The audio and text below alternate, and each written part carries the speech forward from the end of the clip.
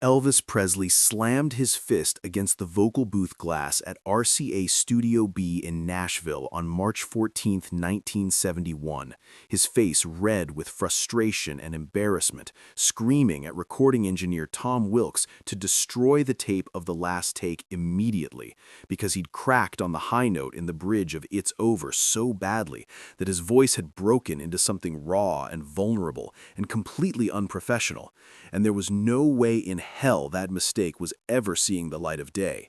But what Elvis didn't know was that Tom Wilkes had been recording professionally for 15 years and had worked with everyone from Roy Orbison to Patsy Cline. And in that mistake, in that moment when Elvis's voice cracked and broke and became achingly human instead of technically perfect, Tom had heard something more powerful than any polished performance could ever be. What happened in the next 27 minutes would create a standoff between the king of rock and roll and a sound engineer who believed that sometimes the most beautiful moments in music are the ones that happen by accident. And the decision Tom made that day to secretly keep that flawed take, despite Elvis's direct order to erase it, would remain hidden for 40 years until a chance discovery revealed why that crack in Elvis's voice mattered more than anyone realized at the time. But the most shocking thing was, Tom wasn't just preserving a recording. He was preserving the exact moment Elvis Presley stopped being a perfect performer and became a heartbroken human being. And that transformation would change everything about how people understood his music. The session had been scheduled for weeks. Elvis was recording material for a gospel album, something close to his heart, something that mattered beyond the commercial pressures of his movie soundtracks and Vegas performances. Gospel music was where Elvis felt most authentic, most connected to his roots, most like the kid from Tupelo who'd sung in church before the world knew his name. It's Over wasn't a gospel song in the traditional sense, but it had spiritual undertones. A song about loss, acceptance, and finding peace after heartbreak. Elvis had chosen it specifically, had been working on the arrangement for weeks, had told Tom before the session that this was the most personal recording he'd done in years. The first 3 takes had been technically perfect. Elvis's voice was strong, controlled, hitting every note with the precision of someone who'd been singing professionally for 17 years. But Tom could hear something missing. The notes were right, but the emotion felt distant, performed rather than felt. Wait, don't miss this detail. On take 4, something changed in Elvis's energy. Take 4 started like the others. Elvis stood in the vocal booth, headphones on, hands gripping the microphone stand. The band played the intro. Elvis came in on cue, his voice smooth and professional through the first verse. Then he reached the bridge, the emotional climax of the song, where the lyrics shifted from describing heartbreak to accepting it. And as Elvis sang the line, "And I finally understand that love sometimes means letting go," his voice cracked. Not a little crack, not a subtle imperfection that could be overlooked, a complete break in his voice that transformed the word go from a sung note into something between a sob and a whisper. The band kept playing, but Elvis stopped, put his hand over his mouth, closed his eyes. When he opened them again, there were tears on his face. "Cut," Elvis said, his voice rough. "Cut the tape. That was terrible." Tom stopped the playback. Through the control room glass, he could see Elvis pacing in the vocal booth, clearly upset with himself. "It wasn't terrible," Tom said through the intercom. "It was honest." "It was a mistake," Elvis shot back. "My voice cracked like some amateur who doesn't know how to control his breathing. Erase that take, now." Here's where everything changed. Tom made a decision that would end his career or define it. "Elvis, before I erase it, let me play it back for you. Just listen to what actually happened." Elvis shook his head. "I don't need to hear it. I was there. I felt my voice crack. It's embarrassing." Humor me. 30 seconds. If you still want it erased after hearing it, I'll delete it immediately. Elvis hesitated, then nodded grudgingly. Fine, but I'm telling you, it's garbage. Tom rewound the tape to the beginning of the bridge, pressed play, and watched Elvis's face as he heard himself sing those words with his voice breaking. What no one expected, Elvis's reaction was the opposite of what Tom anticipated. Elvis listened to the playback, his expression unreadable. When it reached the crack, the moment where his voice broke on go, he flinched visibly. The band continued for a few more bars before the take ended. Silence filled the control room. Then Elvis said quietly, "It sounds like I'm crying." "You are crying, or you were in that moment. Your voice cracked because you were feeling something real, and that's not a mistake, Elvis. That's the point of the song. But it's not professional. It's not polished. People expect perfection from Elvis Presley." "People expect authenticity from artists," Tom corrected. "And that take, that crack in your voice, is the most authentic thing I've ever heard you record. It's the sound of your heart breaking in real time. That's not something you can fake or manufacture or recreate. That's lightning in a bottle." Elvis shook his head. "You're wrong. It's a flawed take. Erase it." And this is where Tom made the biggest gamble of his career. "No." "What did you just say?" "I said no. I'm not erasing it." You won't believe what happened next. Elvis stormed out of the vocal booth and into the control room. Elvis burst through the control room door, his face flushed with anger. "I own this session. I pay for this studio time, and I'm telling you, ordering you to erase that take." Tom stood his ground, which was difficult because Elvis Presley in full fury was an intimidating sight. "I understand you're upset, but I've been doing this job for 15 years. I've recorded hundreds of sessions with dozens of artists, and I'm telling you, as someone who's dedicated his life to capturing music, that take is special.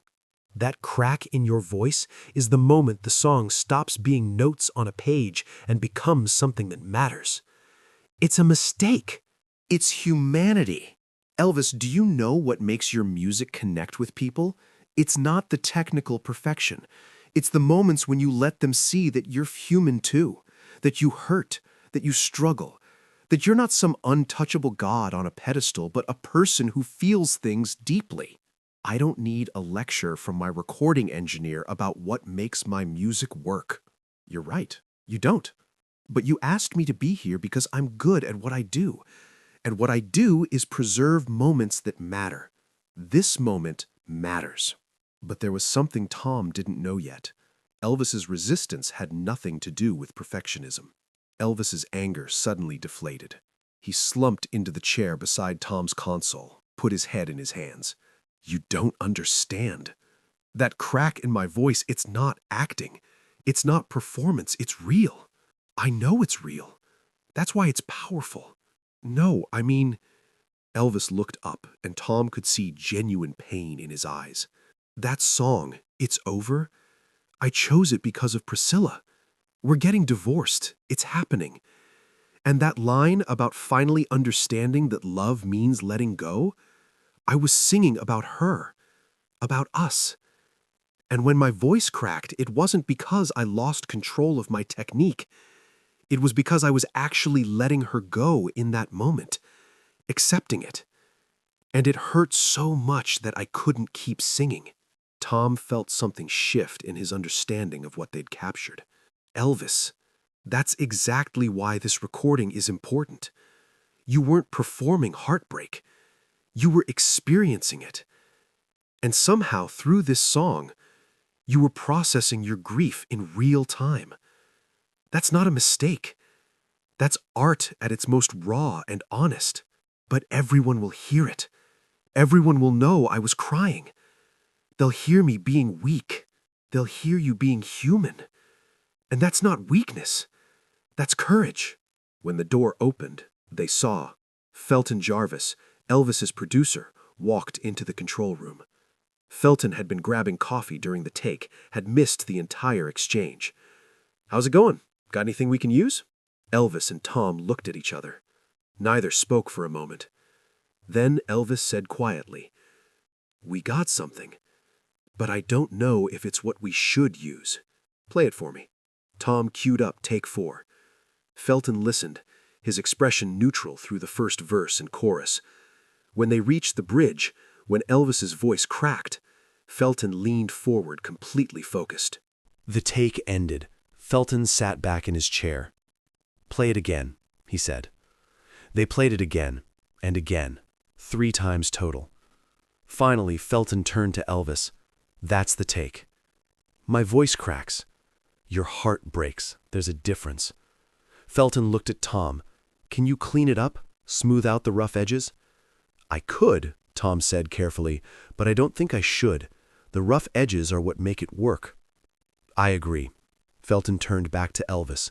"This is the most emotionally honest thing you've recorded since If I Can Dream. Maybe more honest because you weren't trying to be profound. You were just there, present, hurting, real." Elvis was quiet for a long time. Then, "What if people think it's a mistake? What if they laugh at me for losing control?" "Then they're not really listening," Felton said. "The people who matter will hear what we hear. They'll hear someone brave enough to be vulnerable. And that's the Elvis people need right now, not the perfect performer, the human being." But everyone was about to learn the truth.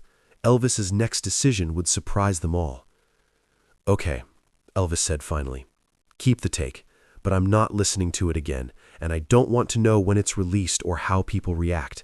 I can't be objective about it. It's too personal." "Fair enough," Felton said. The session continued. They recorded 3 more songs that day, but everyone in the room knew that take 4 of It's Over was special. The air felt different after that moment, like they'd all witnessed something sacred and weren't quite sure what to do with it. When the session ended, Elvis pulled Tom aside. "If you ever tell anyone what I said about Priscilla, about why my voice cracked—" "I won't," Tom promised. "That's between you and the song." Elvis nodded. "And Tom, thank you for not erasing it, for believing it mattered even when I didn't. It's my job to recognize when magic happens, even when it happens by accident." "It wasn't an accident," Elvis said quietly. "It was everything I'd been holding in for months, finally finding a way out." Now here's where the story gets interesting. The recording was shelved for 3 years. It's Over wasn't released in 1971. RCA executives heard it, deemed it too raw for commercial release, and shelved it in favor of more polished recordings.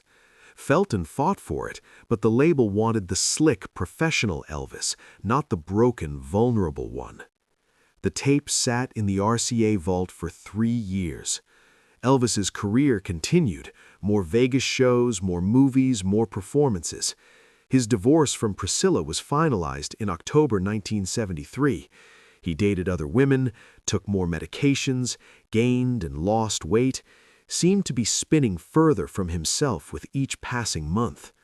Then, in 1974, RCA decided to release a compilation album of previously unreleased Elvis material.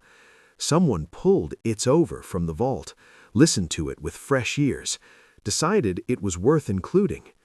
The album was released in March 1974.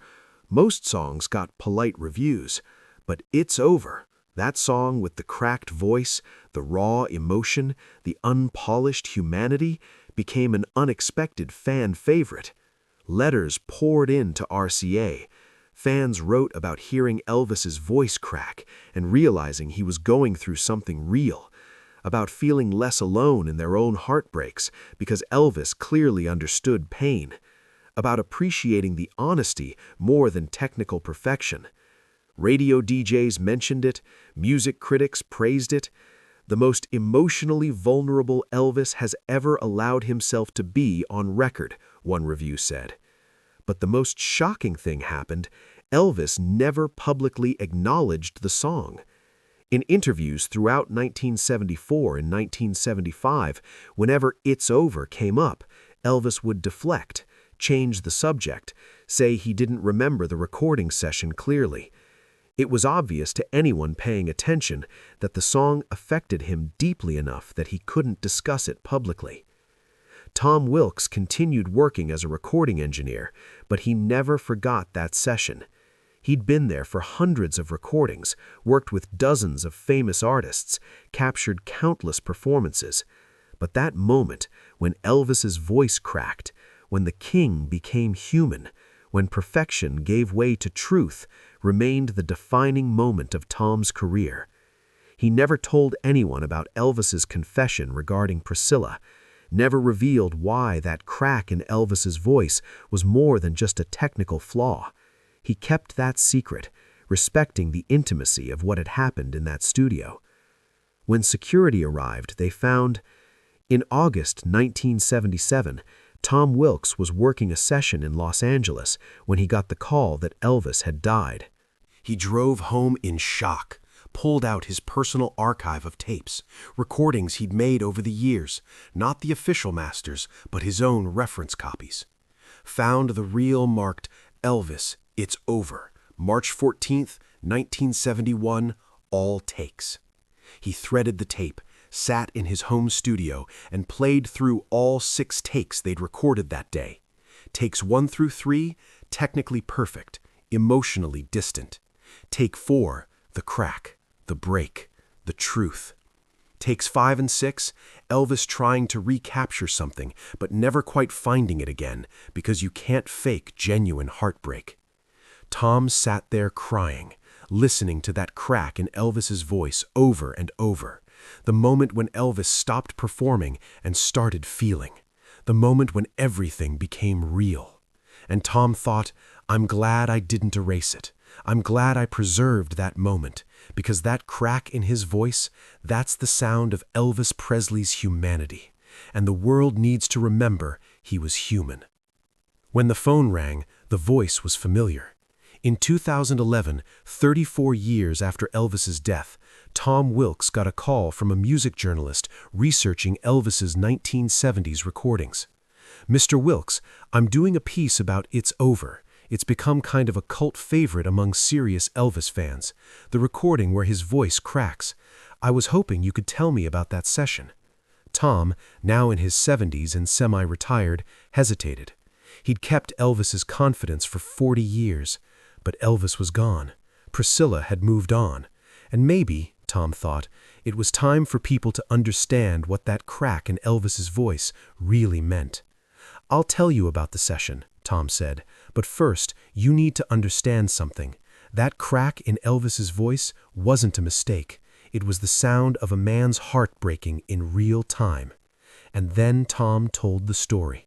About Elvis demanding the tape be erased, about the argument, about Elvis's confession that he was singing about Priscilla, about letting her go, about the pain being so real that he couldn't control his voice, about Felton choosing that take anyway, about Elvis never being able to listen to it or talk about it publicly. Elvis was brave enough to leave that vulnerability on the record, Tom said, even though every instinct told him to hide it. That's what made him special. Not the perfect performances, the imperfect ones, where he let us see his humanity. The article was published in a music magazine in early 2012. It created a small wave of renewed interest in It's Over. Music scholars analyzed it. Fans revisited it with new understanding. The song took on deeper meaning once people knew the context. That crack in Elvis's voice was the exact moment he accepted his marriage was over. But what nobody expected was, in 2015, during a Graceland archive project, someone found Elvis's personal listening diary. Throughout his life, Elvis had kept sporadic notes about songs he'd recorded, which ones he was proud of, which ones embarrassed him, which ones meant something personal. Most entries were brief, but one stood out. March 14th, 1971.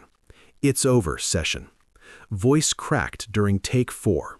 Wanted Tom to erase it. He refused. I was angry at first, but now I think maybe he was right. That crack in my voice, that was the sound of me finally accepting that Priscilla and I are over, that our marriage died somewhere along the way and neither of us knew how to save it. I couldn't sing through that realization. My voice broke because my heart was breaking. Tom said it was lightning in a bottle. I don't know about that, but I know it was real. For once, I wasn't performing heartbreak, I was experiencing it. And maybe that matters more than I want to admit. Maybe being perfect is less important than being honest. I'm not ready to hear that recording again. Maybe I never will be. But I'm glad it exists, because 40 years from now, when people try to understand who Elvis Presley really was, maybe they'll listen to that crack in my voice and realize I was just a person, just a man who loved and lost and hurt like everyone else. And maybe that's the most important thing I'll ever record. Not my best performance, but my most human one.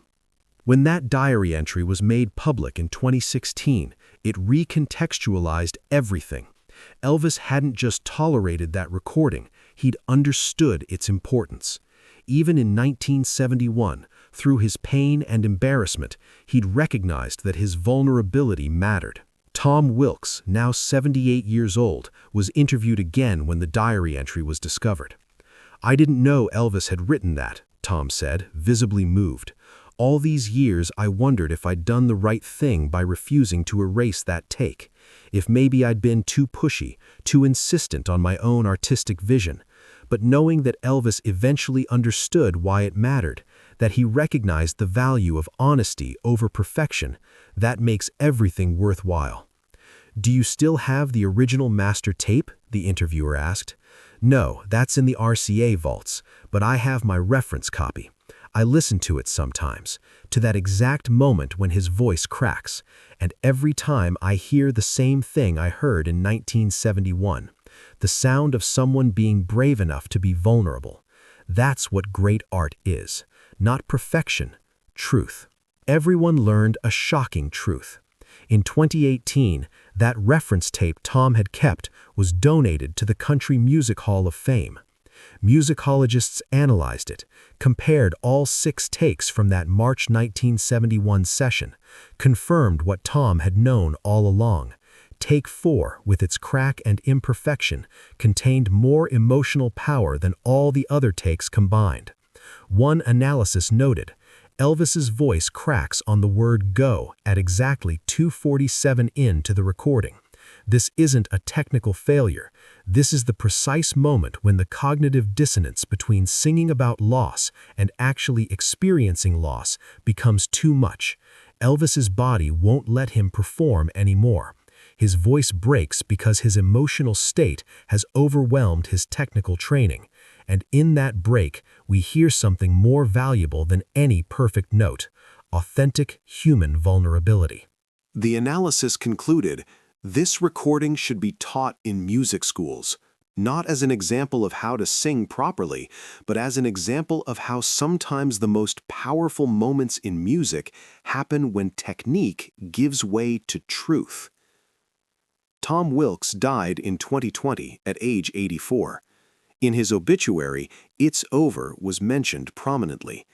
The recording engineer who preserved one of Elvis's most vulnerable moments by refusing to delete a mistake that turned out to be art. At Tom's funeral, his daughter revealed that her father had kept that reference tape of "It's Over" in his home studio until the day he died. He'd play it sometimes when he was feeling nostalgic, she said, and he'd always say the same thing: "That's the day I learned that the best moments in music are the ones you can't plan, the ones that happen when someone stops trying to be perfect and just lets themselves be real." Today, "It's Over" isn't Elvis's most famous recording. It's not played on oldies radio or featured in greatest hits compilations. But among serious Elvis fans, among music scholars, among people who understand that vulnerability is not weakness, it's considered one of his most important recordings. Because that crack in his voice, that moment when he couldn't control his technique because he was feeling too much, captured something essential. Elvis Presley was human. He hurt. He struggled. He experienced pain that was so real it made his voice break.